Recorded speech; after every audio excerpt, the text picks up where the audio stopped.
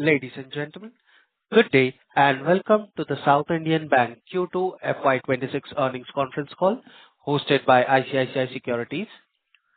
As a reminder, all participant lines will be in the listen-only mode, and there will be an opportunity for you to ask questions after the presentation concludes.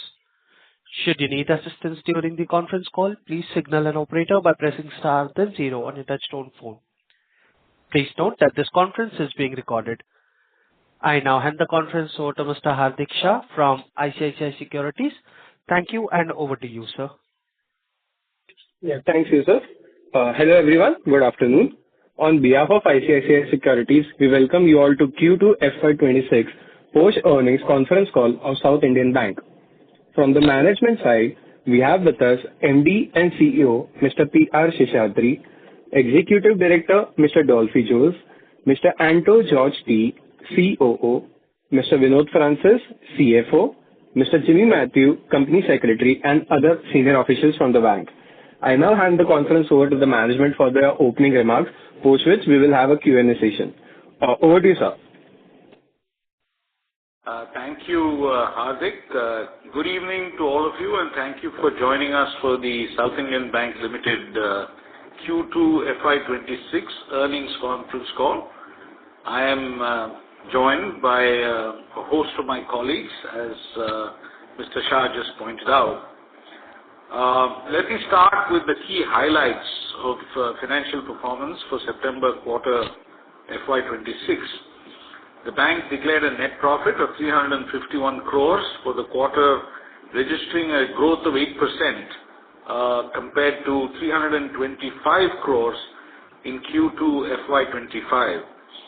Total deposits grew by 10% to 115,635 crores from 105,451 crores on a YOY basis. Retail term deposits grew by 11% during the same period. Savings accounts balances grew by 10% and current account balances grew by 11% in the same period. Advances grew by 9% to 92,286 crores from 84,714 crores on a YOY basis. One must take into account the fact that in March of this year, at the end of the last financial year, we had taken a write-off, a technical write-off of 900 crores. So if you were to correct for that accounting policy, our gross advances for the year grew at approximately 10%. Total business for the bank grew by 9% to 207,921 crores. Operating profit for the quarter came in at 535 crores. Net interest margin for the quarter stood at 2.8%.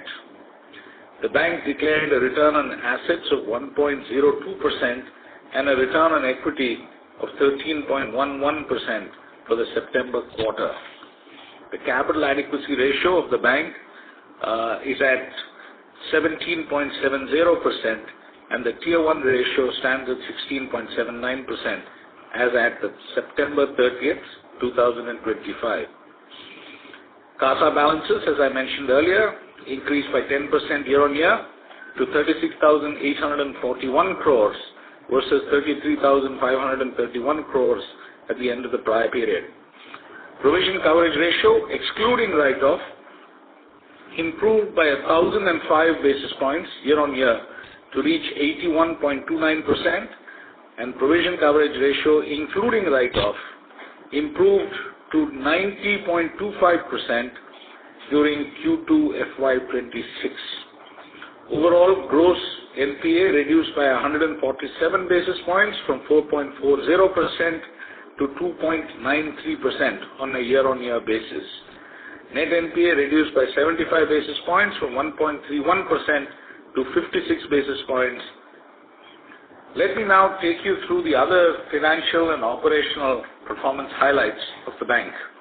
We continue to grow our gold loan business, which now stands at 18,845 crores with an average ticket size of approximately 2.71 lakhs. The gold loan book grew by 13% year-on-year. Home loan and auto loan, another area of focus for us in the retail segment. On a YOY basis, they were able to achieve 25% growth in home loans and 25% growth in auto loans.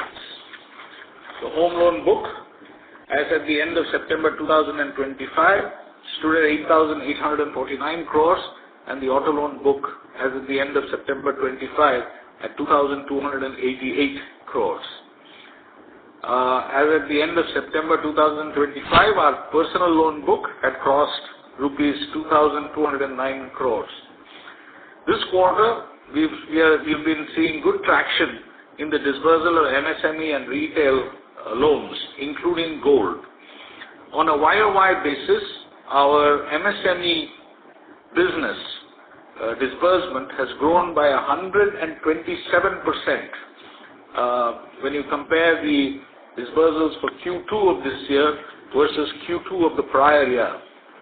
And retail loans grew by 51% against the same time last year. As a consequence, corporate advance as a percentage of total advances reduced from 42% in the preceding quarter to 40% now. With this, we open the floor for questions. Thank you. Thank you very much, sir. We will now begin the question and answer session. Anyone who wishes to ask a question may press star and one on their touchtone telephone. If you wish to withdraw yourself from the question queue, you may press star and two. Participants are requested to use handset while asking a question. Ladies and gentlemen, we'll wait for a moment while the question queue assembles.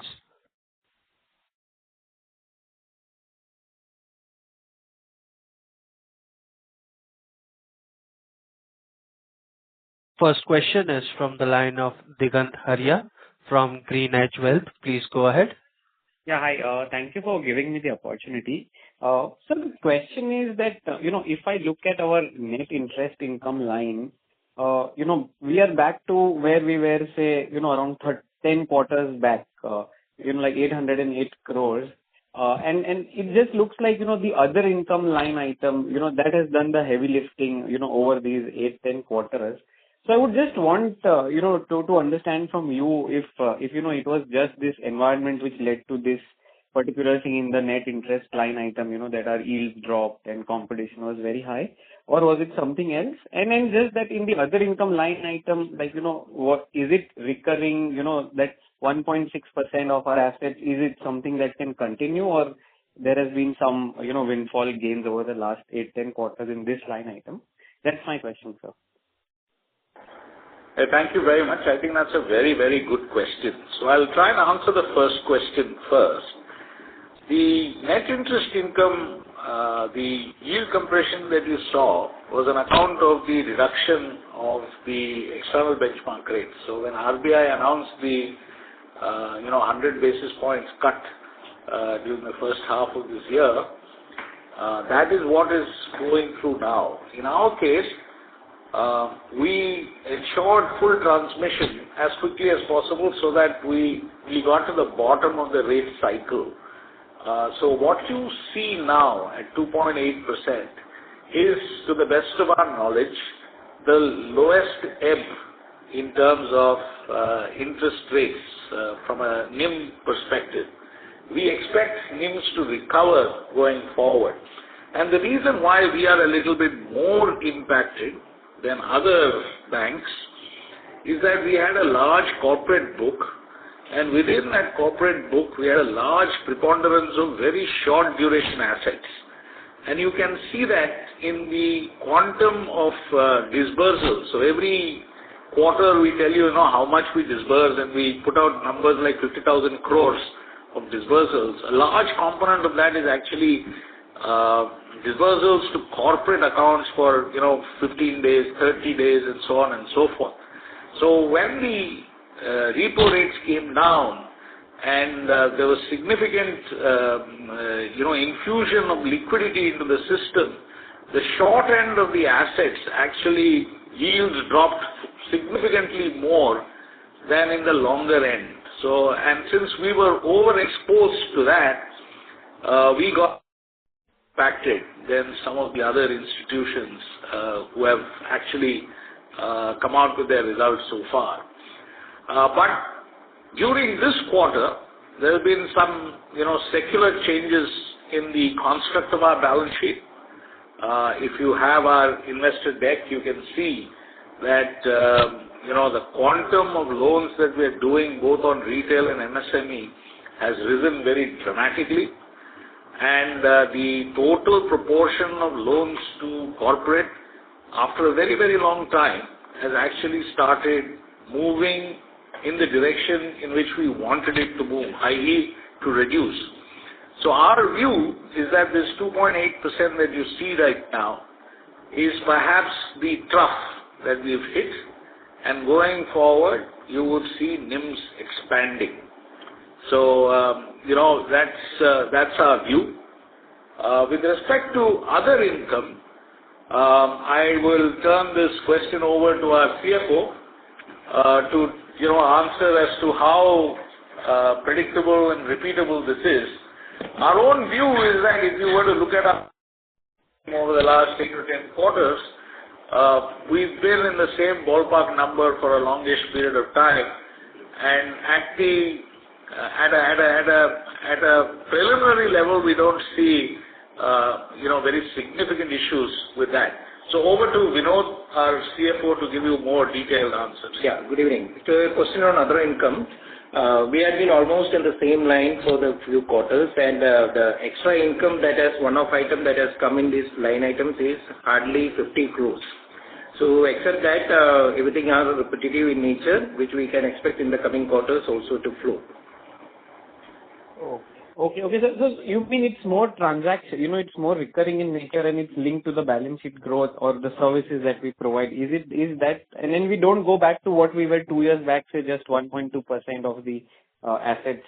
We don't go back to those numbers again, right? Is that a right assumption?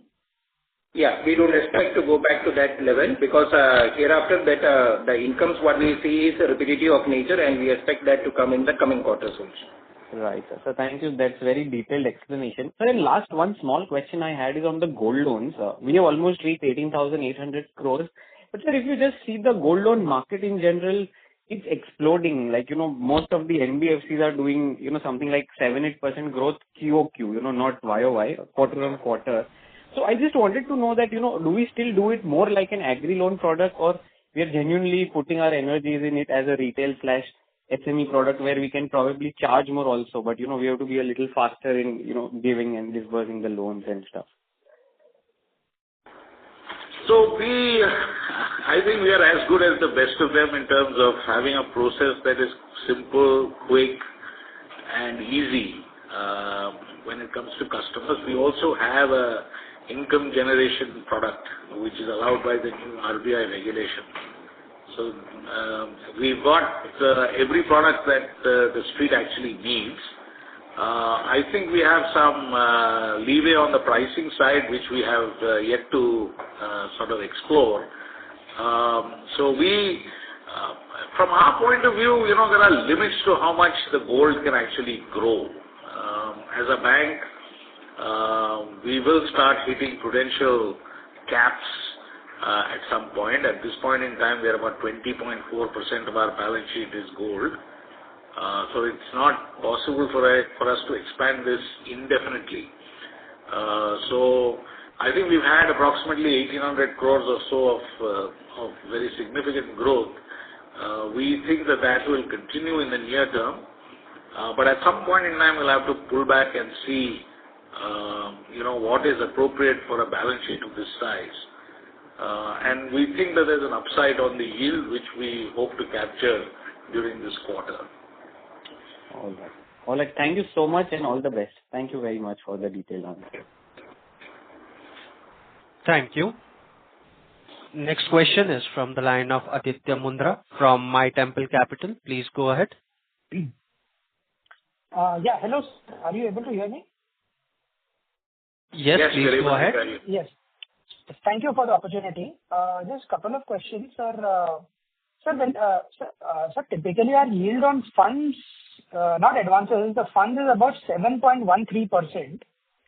So, just to clarify, what do you take in the denominator on the fund side exactly? Because Let the me turn this advances... over to Yes. Vinod Francis, our CFO, to answer that in detail. Yes. In the case of cost of funds, we have the denominator with the treasury operations also. So that also come as a denominator compared to the cost of funds and yield on advances. Sorry, sir, if you could just come again, I missed it.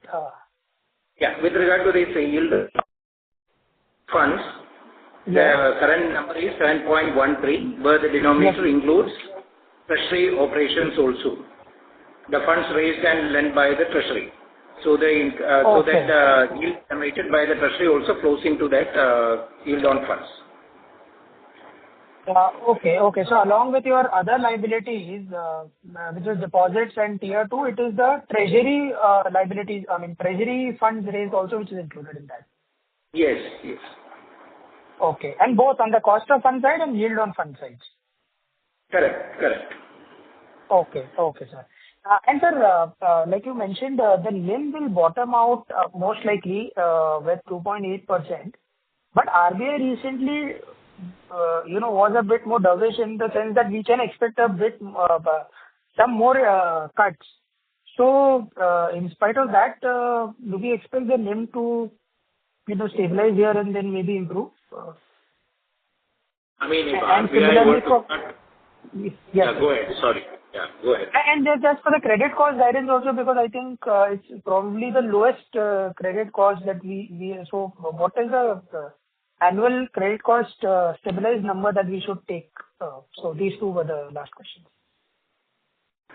So with respect to NIM, it's hard for us to, if the reference rates were to drop again,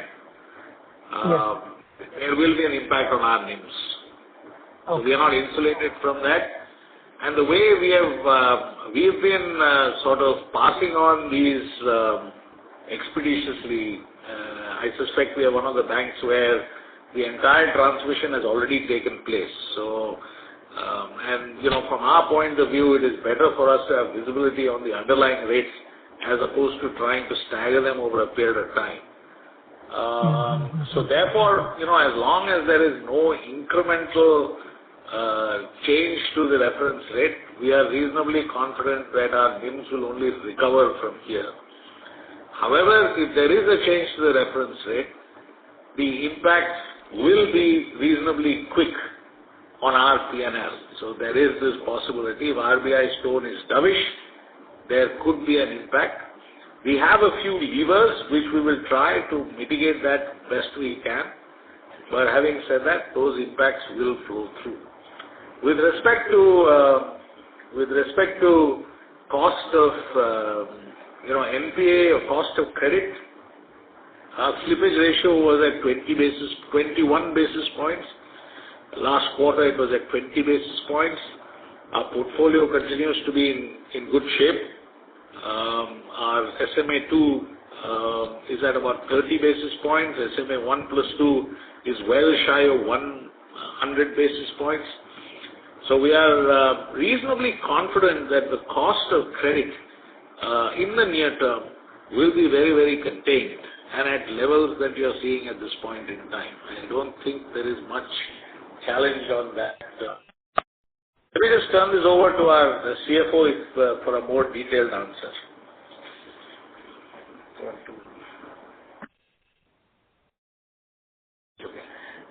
Fine. So nothing to add more on to what our MD has mentioned. So we expect that in the coming quarters, the yields to pick up and the NIM to get improved in the coming quarters. Okay.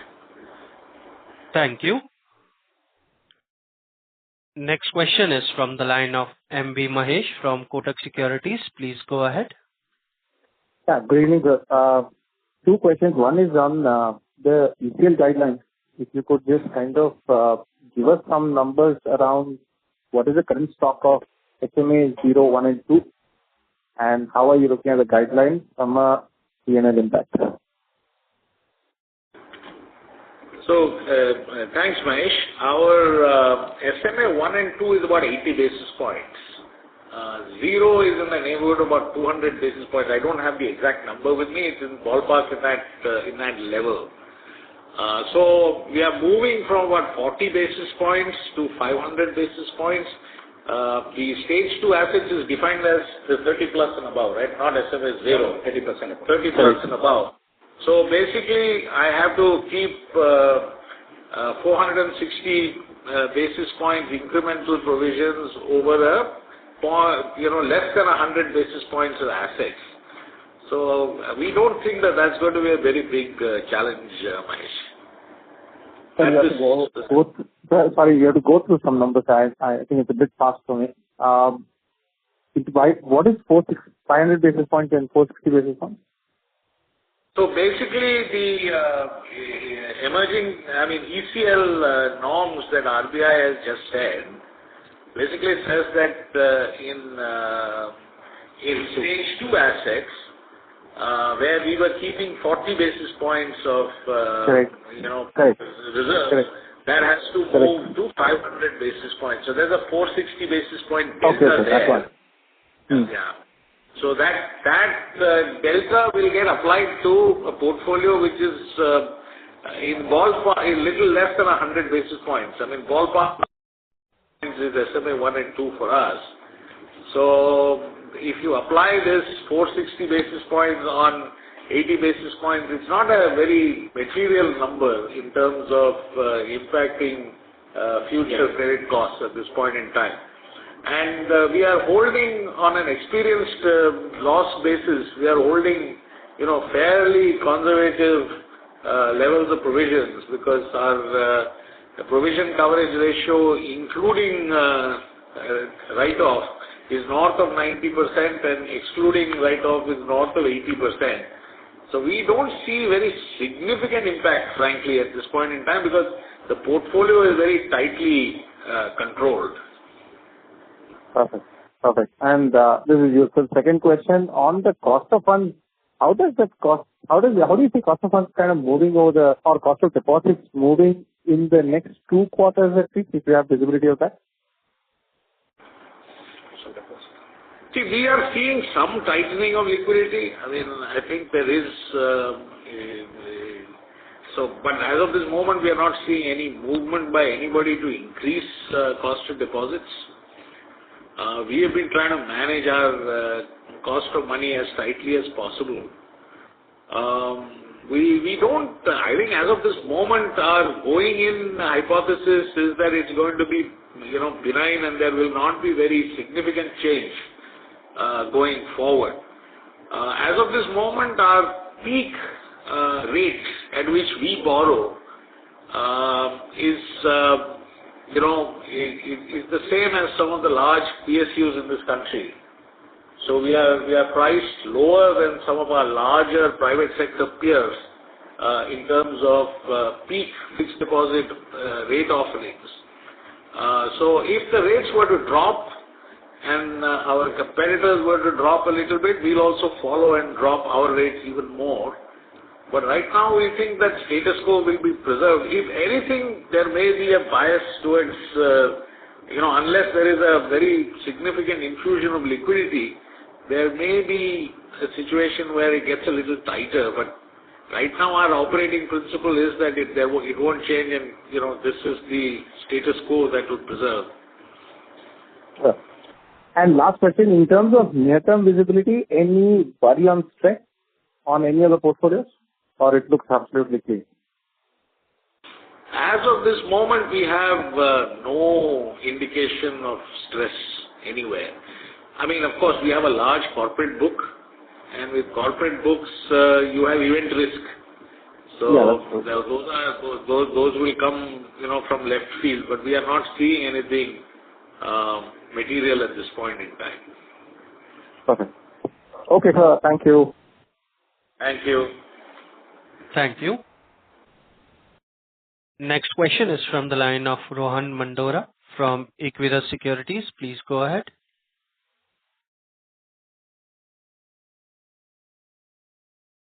Hello. Good afternoon, sir. Am I audible? Yes, please Yes. proceed.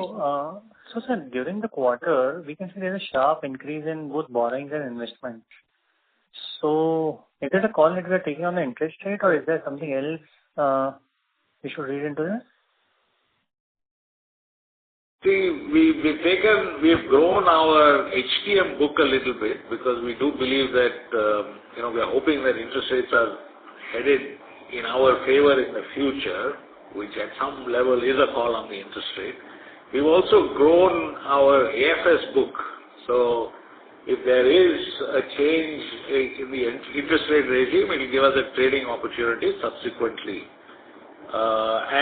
We've used some of this excess SLR to actually borrow and do some treasury-related lending activities so that we can make a little bit of arbitrage on the treasury side. If you were to try and summarize it in one line, perhaps, there is a view that interest rates would soften going forward. Sure.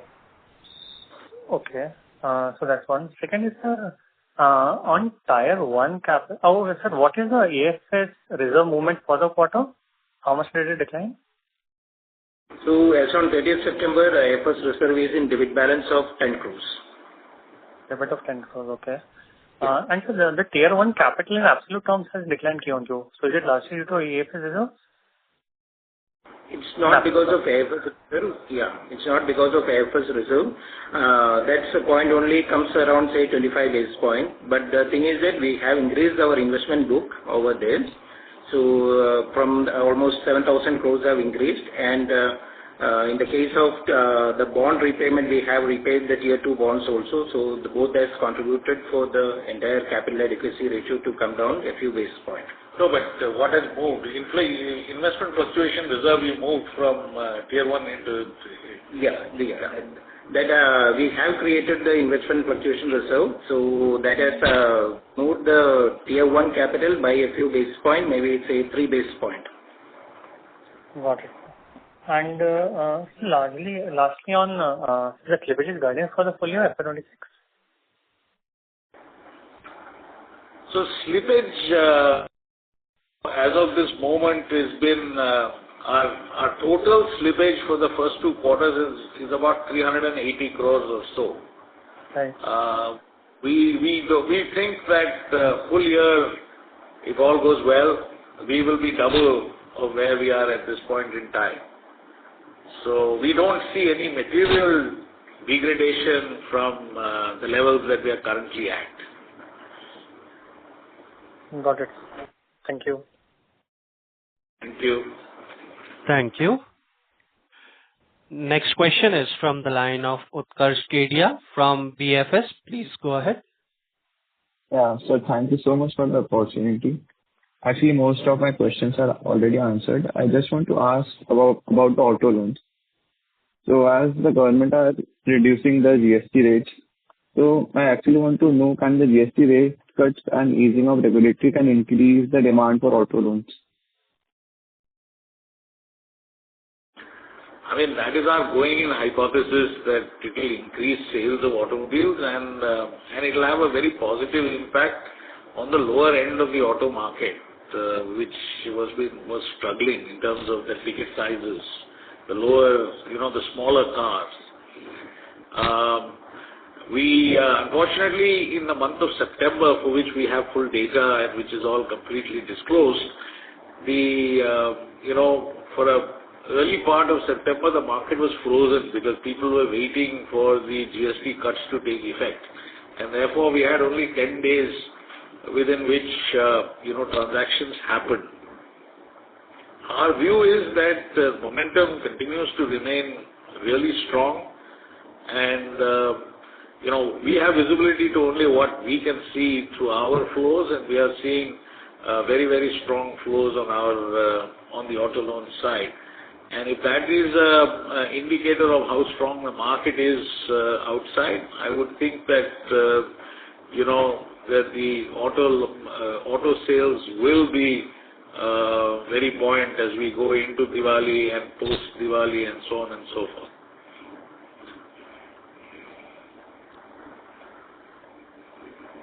Thank you. Next question is from the line of Rakesh Kumar from Valentis Advisors. Please go ahead. Yeah, hi. Thank you, sir. So firstly, sir, this pertaining to slide number 13, so there has been, improvement, across the states of the, geographies, that, branch value added that we see. But if we try to see the corresponding number in the P&L, either margin or the core fee number as a percentage to asset, or maybe the PPOP as a percentage to asset. So what could be the corresponding number of this branch value addition? It's very hard to actually put a corresponding number to this. The way this thing works is, it is the expected, net present value of future cash flows that the branch is generating. So and the branches only sell retail and MSME loans along with depository products. So the way to find a correlation between slide 13 and what is really happening on the ground is to see the volumes that are being generated. That is the closest correspondence. So you will see that MSME business volumes have increased by 127% year on year. You will see retail has grown by 50+% year on year. But because the sales value added is based on expected future revenue, and it is represented by the expected NPV of future cash flow streams, it will not have a 1:1 correlation with the P&L that you can see. So I trust that answers your question. Yeah, correct. Okay, so the second question I have is pertaining to the corporate book, which is, close to 40% of our book. And same was the scenario in March 24 also. So credit mix was, kind of same, at least pertaining to the corporate book. Now, looking at the maturity, average maturity cycle and the disbursement run rate, corporate book is virtually on EBLR. And rates are obviously have declined and might decline more, as you also have the same view based on the investment book, structure that we have made. But there is no corresponding change that we have seen on the liability side from March 24 to now. So basically, asset side is taking the hit of declining interest rate. But there is, on the liability side, we don't have, such characteristics, and because of which margin is looking lower. So there are two things. So either we fund our corporate book, that kind of liability, or we reduce the corporate book itself, so that we don't take that much hit. So your opinion, sir? No, I think it's a very good question that you ask.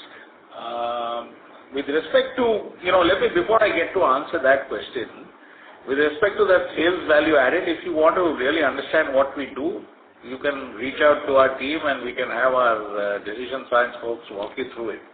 So that you fully, it's a little hard to give a 2-minute exposition on what we are trying to do. With respect to your second question, I think it's a very, very good question. Structurally, it may not be bad for us to actually not chase balance sheet growth and chase reassignment of assets from one side to another. So, because it may actually give you outcomes which are a little bit better than doing what we are currently doing. I mean, it is possible. It's technically feasible. But having said that, we are operating in a competitive market. Size has its advantages, and consequently, were we to do something, it will have a long-term impact on us. As an institution, we've been a growth-challenged institution for a long period of time. and only now we are participating in the marketplace in a manner which is similar to that of other institutions. So strategically, from our point of view, we would like to do that. Now, to address some of your questions, we have grown our current account, savings account balances quite nicely, and our average balances have also grown. We have historically kept our peak interest rates in our book at the shorter end. So while people are offering high rates in the longer end, we have offered them always at the shorter end. So our highest rate that we offer today is a year. And 6 months ago, it used to be a year and 7 days. I'm sorry. So our repricing cycle will hopefully happen faster than some of our competitors. So right now, as you see our interest rates move downwards, you're not seeing the full benefit that we are likely to get, and we are hopeful that as the year matures, you will see a faster rundown in our cost of money as compared to some of our competitors. And one of the things that we are very, very conscious of is where we price our deposits. So to the best of my knowledge, the highest rate at which we borrow money today is the same as that at which the State Bank of India is borrowing money. And there is very little that you can do other than to manage your liability book in that manner. So we've kept the duration low, we've kept the rates low. The repricing cycle has to work its way through. So, there isn't a very large market on the retail side for shorter duration money. So from a retail customer, I cannot take 90-day money or 75-day money. It's not on offer. From bulk depositors, I can take 30-day money, 45-day money, and so on and so forth. So we've tried to stay away from the bulks, and we've tried to build a franchise. And the cost of building a franchise is this. Got it. Dolphy, you want to say something? Yeah. Got it. No, this is quite well explained, sir. So, hi, Rakesh Dolphy here. On the advances book and on the balance sheet mix, that is the effort from our end to get the right mix. So, cycling out the low-yielding, high-quality corporate and replacing it with retail and MSME. So if you see in this quarter's results, we have actually grown the balance sheet, but it is not really lopsided. The growth is across. So we have the MSME and the retail, both the verticals firing. We had a muted growth for almost 3 quarters earlier. And we started picking up from the last 2 quarters typically. And we are kind of, on course with the guidance where we want to grow this MSME specifically in the 15 to 18% kind of a growth trajectory. If you see, there has been an 11% growth YOY on corporate. But if you see, YTD growth is only 3%. So it's a conscious effort. We're sustaining corporate growth, but really significantly trying to grow the retail and MSME. So eventually, as MD mentioned that yes, we were a growth challenge bank, so we needed to grow, and from here on, the mix is going to change. Understood, sir. Thank you so much, sir. Thank you so much. Thank you. Next question is from the line of Jai Mundra from ICICI Securities. Please go ahead. Yeah, hi. Good evening, sir. Sir, on MSME, right, so this quarter we have now finally seen book growing versus it was a consolidating. So this is up 6% QOQ and adjusted for write-off would be up 8%. How should we see this momentum as we end FY26 and maybe for FY27? What would be the growth aspiration for MSME loan book? Jai, why don't I ask Dolphy to answer that question? Our ambition is to grow this as quickly as possible. We have to, over the next 18 months or so, we'd like to bring the corporate book down to about a third of our total book. And that slack has to be taken by retail and MSME. So for that to happen, MSME bookings have to grow from here. So let me request Dolphy to give you an answer for this. Yeah, hi Jay. I mentioned earlier, so the challenge of a 40% share of our overall advance book coming from corporate and to cycle it out is going to take a while. So what we thought is that corporate as a vertical itself has to cycle out a good portion of the corporate book and get to a stable book with a higher or a better yielding book. So we have lately actually identified this as a mid-corporate group which we intend to start opening up quickly, and that should probably give us some balance in the corporate book itself. And as far as MSME retail is concerned, specifically MSME, we have two bifurcation in the MSME book. We have the MBG, which is up to 2 crores, and ECG, which is about 2 crores to 35 crores.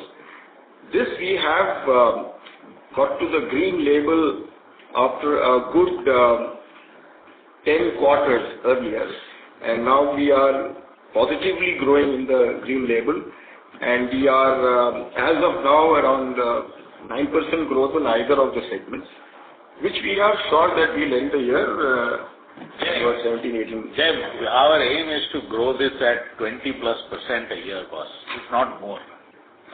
Okay. That is the ambition. And keep the corporate book stable with a better yielding book. So that's the way we go forward from it. Sure, sir, sure.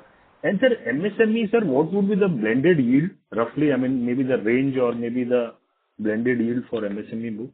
So the MSME book, which is originated by our branches, where we have, almost everything is originated by our own folks, there the yield as 10%. The yield that on the bigger ticket stuff, which is, it's a little lower, it will be north of 9. So there's 100 basis points difference between the two of them. So that's where the two are, Jack. Sure, sir. And last question, sir, on OPEX, right? So far we have been calibrated headcounts and maybe the branches also. How should one look at OPEX, and when do you start seeing any addition, if any, on headcount and branches? And what would be the result on the OPEX? Thank you. Thanks, Jay. So for an 8-quarter or 9-quarter period, we've kept our basically expenses relatively flat. So, and that has been achieved by taking headcount down. And our strategy was that we will continue to do this till we start seeing productivity in our branches. So till we fix our systems, till we fix our process, get reasonable products out on the street, we will continue to, manage this in a very defensive manner. Now we are seeing, green shoots. At this point in time, we will be, looking at some hiring on the sales side. And also some hiring to build some other capabilities. So for instance, we do not currently have a wealth management proposition, so hiring to set all of those up. But we'll do that in a calibrated and moderated basis. This first half year we have positive operating leverage. We don't have it for this quarter, but on a consolidated basis for the half year we do have it. Our aim is to, try and keep delivering positive operating leverage year on year. Last year we did have it. This year we hope to deliver that. So the message, Jay, is that there will be more hiring. I think the reduction in our staffing levels have reached the bottom. targeted hiring of sales staff, maybe some amount of hiring on to set up new products. All of that will take place, but in a very, very calibrated manner. So I don't want to give you a number of how much we will hire, etc. But safe to tell you that probably our headcount will not continue to drop the way it has dropped now, and there will be some increase in expenses, which means that we must at the same time build mechanisms to deliver revenue growth as well, which is something that we are working on. Sure. Thank you, sir, and all the very best. Thank you. Thank you. Thank you. Next question is from the line of Sandeep Joshi from Unifi Capital. Please go ahead. Yeah, hi. Thanks for the opportunity. Some of my question has been answered. I had a couple of questions. So firstly, on the retail segment. So the retail segment has grown at a healthy rate of about 22% to about 26,000 crores now. My question is the growth over the last year, is it entirely organic in nature, or do we have some sort of portfolio buyouts? It's largely organic. We do have portfolio buyouts there. But the total quantum of portfolio buyout, I don't have it really at hand with me. We can give you the numbers perhaps subsequently. Let me see if we can get the numbers now. So if you have another question, perhaps you can ask that while we try and get you the total number of portfolio buyout. Yeah, I'm just trying to understand, is the intent over here is to grow 20% on an organic basis for the retail segment as well? Because in the MSME segment, the intent is to grow by around 20%. Is the intent similar in the retail segment organically? So on a year-on-year basis, the growth in the portfolio buyout is approximately 670 crores. So that's the year-on-year basis growth. It's across all products. So that's... Understood. Yeah, okay, got it. So secondly, we wanted to build some digital... Yeah, go ahead. No, so please go ahead. No, I was saying that the intent in both retail and MSME is to grow 20+%. Those are aggressive goals that we are setting ourselves. We are hoping that we can achieve them.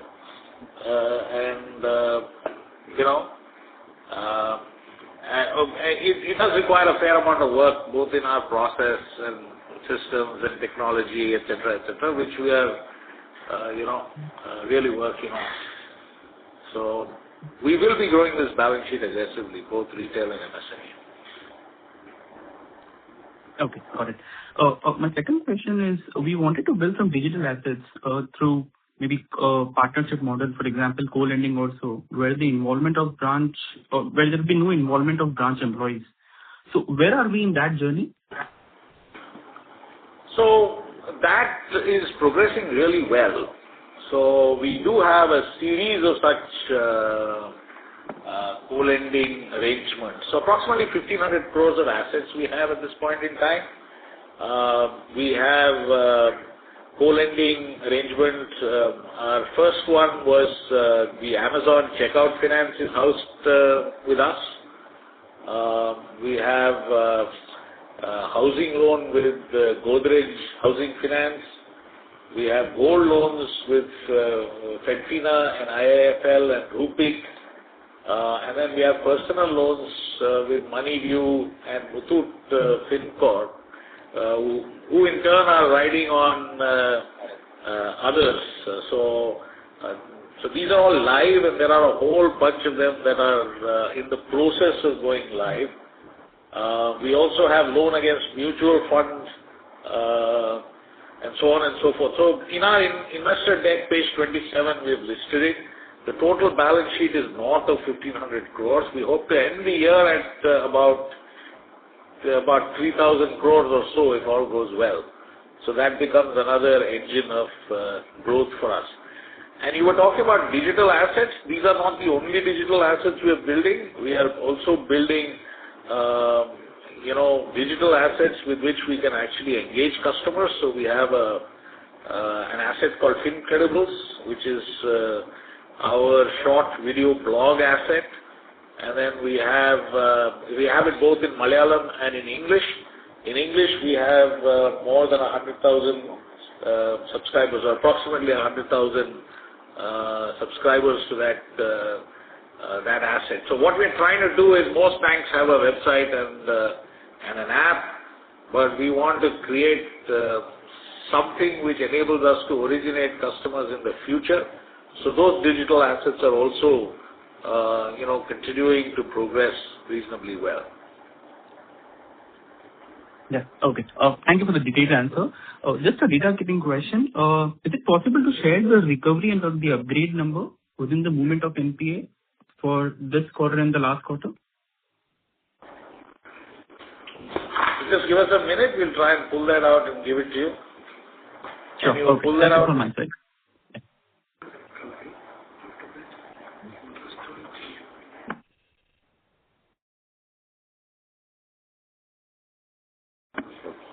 Recoveries for the quarter were 352 crores, out of which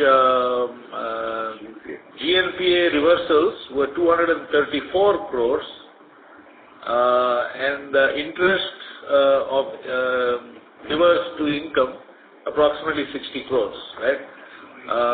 And write-off to the extent of some 66 crores. So, recovery from write-off of 66 crores. So I mean, we can give you the exact numbers subsequently in a manner that is consistent with all the policies of that are applicable. So basically, Okay. 300. Yeah, go ahead. Yes. No, sir. Please go. Yeah. Go ahead. Sorry. Yeah. So I just want to cross-check. So the 350 crore is within the movement of NPA, which is recoveries and upgrades. That number is 352 crores for the quarter. Correct. That is true. Is it possible to share what was the number for last quarter? Last quarter was in the neighborhood of about 250 crores. So the total cumulative number is present in our investor deck at 660 crores on page 17. 254 crores was the number from the prior quarter. Okay. Got it, sir. Thank you. Thank you. Next question is from the line of Vidisha from CRK. Please go ahead. Hello, sir. Can I know the current book value and also your guidance on NIM and the total deposit? Madam, what is the first question? Current book value? Yes. Current book value is 40.8, if I'm not mistaken. 40.8 rupees. It's there in the investor deck, ma'am. You can take a look at it. And what was the other? 40.6. Sorry, 40.6. NIM guidance. NIM guidance. Ma'am, I hate to give you a number, but our belief is that we are at the bottom of the interest rate cycle. So we are at the trough, and we will rise from here. So we do have some levers which we are employing, but our aim is to get past 3% the fastest we can. If the government of if reference rates were to drop and RBI in its next policy or something comes to that may be pose a little bit of a challenge. But absent that, we think that we are at the bottom of the rate cycle, and from here our NIMs would be strengthening.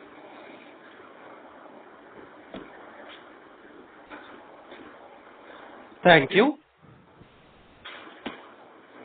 Ladies and gentlemen, we will take this as the last question for the day. I would now like to hand the conference over to the management for the closing comments.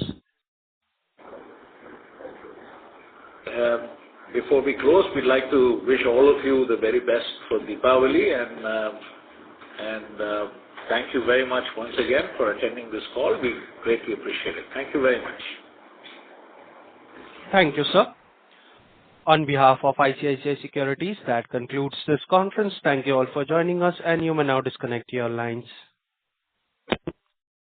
If you found this video helpful, please like, share and subscribe to Concall India for latest upcoming Concall.